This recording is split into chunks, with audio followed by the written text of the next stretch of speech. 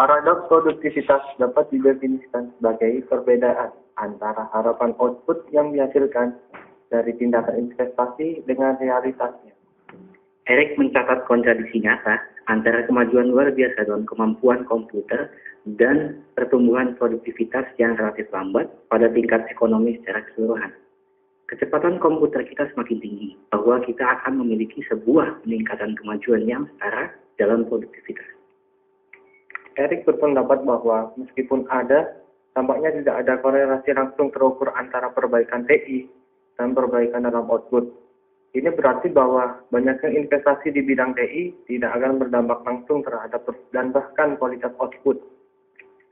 Investasi pada teknologi seringkali menimbulkan cut-off sehingga tidak ada keuntungan bersih muncul pada tingkat agregat. Misalnya, orang-orang kini lebih suka mendownload musik dari internet daripada membeli CD musik yang mengakibatkan industri musik menurun karena penjualan CD yang menurun. Masyarakat juga banyak yang telah beralih memanfaatkan e-book dengan alasan paperless dan juga tentunya lebih murah, sehingga akhirnya industri kertas mengalami degradasi. Kemungkinan penyebab munculnya paradoks yang pertama adalah mismeasurement dari input dan output, yaitu peningkatan berbagai ketepatan waktu, pengiriman, dan peningkatan layanan pelanggan pribadi merupakan manfaat tambahan yang kurang terwakili dalam statistik produktivitas. Ini semua adalah kualitas yang sangat ditingkatkan oleh TI, karena informasi yang tidak berwujud, peningkatan isi informasi implisit dari produk dan jasa cenderung tidak dapat teridentifikasi sebagai kenaikan produktivitas. Yang kedua adalah lambatnya penguasaan TI, teknologi informasi. Lambatnya penguasaan TI ini dikarenakan oleh SDM karyawan yang lambat untuk menyesuaikan diri dengan kemajuan teknologi informasi, sehingga manfaat dari teknologi ini baru dapat dirasakan secara penuh ketika karyawan tersebut telah menguasai TI yang telah diterapkan. Yang ketiga adalah redistribusi. Walaupun secara bisnis telah terjadi peningkatan output, membengkaknya biaya overhead pemeliharaan dan pengembangan TI menyebabkan tingginya faktor input yang dibutuhkan, sehingga secara langsung berdampak pada penghitungan produktivitas. Yang keempat adalah mismanagement, di mana penginvestasian teknologi yang tidak diikuti dengan perubahan sistem proses yang baru memberikan kesan penggunaan alat yang lebih canggih ini pada suatu standar proses yang telah usang, sehingga kecanggihan teknologi yang baru ini tidak dapat dieksplor secara optimal. Eric berujar bahwa pertumbuhan produktivitas sejatinya menggunakan teknologi baru dengan teknik yang baru pula. Penyebab munculnya paradoks produktivitas disinggung oleh Brooke, Low, dan Lucas.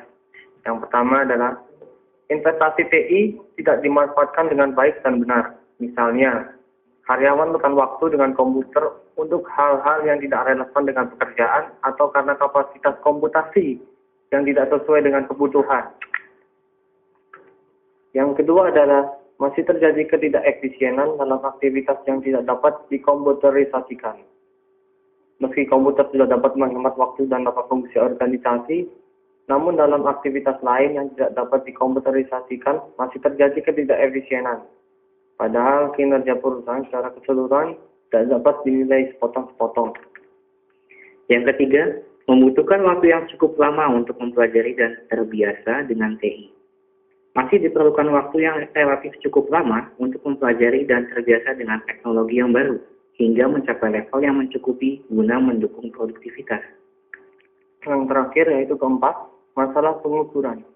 Produktivitas layanan teknologi informasi ditunjukkan oleh output layanan dan peningkatan kualitas yang sifatnya intangible atau sulit diukur. Dalam organisasi bisnis, metode akuntansi keuangan masih menempatkan manfaat teknologi informasi sebagai fakta yang tidak dapat diukur secara kuantitatif. Sedangkan dalam organisasi publik, penetapan dan penggunaan ukuran kuantitatif sebagai indikator keberhasilan TI belum dibakukan. Namun pada dasarnya, investasi dalam teknologi informasi dapat menimbulkan pengaruh pada respon yang lebih baik untuk pelanggan dan meningkatkan koordinasi dengan pemasok, untuk kemudian memastikan produk untuk tiba pada waktu yang tepat di tempat dengan atribut yang lengkap untuk setiap pelanggan. Sehingga Bukan hanya pelanggan yang dipastikan puas dengan pelayanan yang diterima, melainkan juga stakeholder lainnya yang menerima kinerja baik dari perusahaan.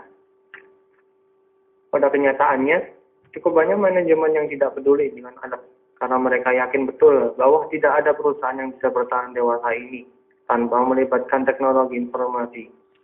Jadi bisa dikatakan, IT make faster and better. Are you in favor?